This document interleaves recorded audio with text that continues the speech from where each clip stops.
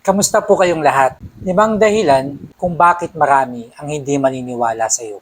Darating sa buhay mo na may gusto kang baguhin o may gusto kang ibang subukan. At kapag nagawa mo nga ito o na-execute mo na kahit pa maganda itong ginagawa mo o ginagalingan mo sa kung ano man ang ginagawa mo, ay marami pa rin mga tao ang hindi maniniwala sa iyo o hindi magiging believe sa pagkatao mo na kahit pa hindi naman ito nakakaapekto sa kanila. O basta panoorin mo tong video na to at tapusin mo para malaman mo kung bakit marami ang hindi maniniwala sa iyo. Oo nga pala, sa mga hindi pa nakakakilala sa akin, ako po si Nico Okaya, dati ring hindi naniniwala sa sarili. O tara, simulan natin tong video ito. Bago ko simulan video na to, gusto ko muna magkwento. Nung ako ay high school, yung mga kaibigan ko nung panahon na yon, mga swimmer na. Inggit na inggit ako sa kanila nung kasi ang gagaling nila mag-swimming. At may regular silang oras na magkakasama sila para mag-training ng swimming. Eh nung mga panahon na yon, hindi ako marunong mag-swimming. Pero gusto ko talagang matuto.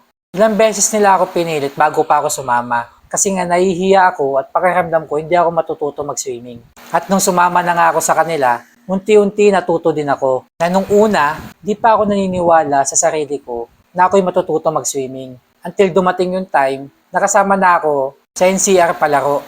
Kaya thank you sa coach namin, si Coach San Juan, na nagtiyaga na magturo sa amin. O siya, ito ang realization ko kung bakit marami ang hindi maniniwala sa iyo. 5 dahilan bakit marami ang hindi maniniwala sa iyo. Una, ay hindi ka nila kilala. Oo, marami ang uhusga sa iyo kahit na hindi ka nila kilala. Kahit na hindi nila alam yung mga pinagdaanan mo sa buhay, yung mga hirap mo, at yung mga napanalo mong laban. Huhusgahan ka nila kahit na hindi nila alam kung ano ang mga hugot mo sa buhay, kung ano ang mga dahilan kung ba't mo ginagawa yung mga bagay na yan. O basta, yan yung mga taong hindi maniniwala sa'yo kasi nga hindi ka nila kilala.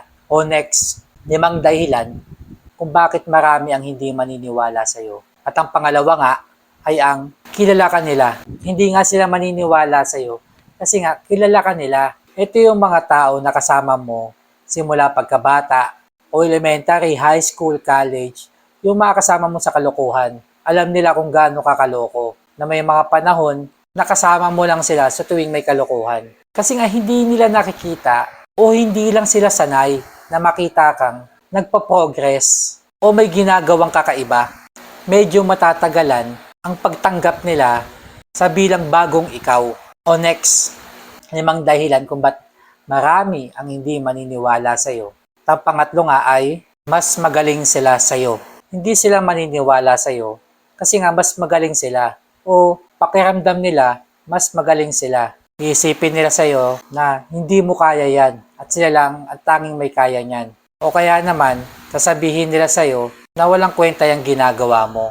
O basta, yan yung mga taong hindi maniniwala sa'yo o mga mamaliitin ka. O next, 5 dahilan kung ba't marami ang hindi maniniwala sa'yo. At pang-apat ay gusto din nila ang ginagawa mo. Oo, gusto din nila ang ginagawa mo. But on some reason ay hindi nila ma-execute ito. O kaya naman, na-execute mo ito, pero mas maganda ang kanilang idea. Yun nga lang, hindi nila ma-execute. Kahit na ano pang ganda ng kanilang ideas, pakiramdam nila na yung idea mo ay mas maganda pa rin yung idea nila. Pero hanggang idea lang sa kanila yon at hindi nila ma-execute yon. Kaya naman ayaw nilang maniwala sa iyo kasi ikaw na-execute mo yon o nagawa mo yon o ginagawa mo yon. O next, 5 dahilan kung ba't marami ang dininiwala sa iyo. At pang-5 nga ay kakaiba ang ginagawa mo. Sa tuwing gumagawa kasi tayo ng kakaiba, yung mga tao na kasama natin dati na ayaw nila na may nagbabago. Gusto nila kung ano ka dati ay ganun ka pa rin hanggang ngayon. Ayaw nilang nakikita na nagpa-progress ka o ayaw nilang nararamdaman na may iba kang tinatahak. Gusto nila kung ano lang yung kayo dati o ano lang estado ng buhay nyo dati ay doon lang kayo kasi pakiramdam nila ay doon nagiging masaya yung samahan. O yan nga yung mga dahilan kung ba't marami ang hindi maniniwala sa iyo. Ginawa ko tong video na to para sa mga taong humihinto sa labad ng buhay dahil may mga taong hindi naniniwala sa kanila. At paminsan nga, ultimo sarili natin, tayo pa yung mismong hindi naniniwala sa atin. O basta, huwag kang mawala ng pag-asa. Ipagpatuloy mo kung ano yung magandang ginagawa mo. lagi mong gagalingan sa lahat ng ginagawa mo. Kahit na hindi palagi maganda ang resulta, ay patuloy mo pa rin gawin. Kahit na marami ang hindi maniniwala sa iyo. I-execute mo lang ng execute. Maniwala ka sa kakayanan mo. Kasi ang kalaban natin dito ay yung takot na kung ano-ano ang mga maririnig natin sa mga nakapaligid sa atin. Yung mga negativity na nararamdaman natin sa sarili natin. Kasama na rin doon yung pagdududa natin sa sarili natin. Kaya naman, itong video na ito ay para magsama-sama tayo na sumubok ng sumubok sa mga gusto nating gawin. Tandaan natin na may lang ang buhay. Kaya kung may gusto kang gawin, i-execute mo agad. Huwag kang mawala ng pag-asa. Huwag mong isipin yung mga taong hindi naniniwala sa'yo. O basta, subok lang tayo ng subok. Dito sa ating mundo, marami ang malungkot. Marami ang nawawalan ng pag-asa. Marami yung mga mahihina ang loob. Marami ang hindi nila magawa yung mga gusto nilang gawin sa kani-kanilang mga buhay dahil sa takot na makarinig ng hindi maganda sa kanilang kapaligiran. Maraming mga tao ang hindi nila magawa yung mga gusto nila dahil sa pagdududa nila sa kanilang sarili.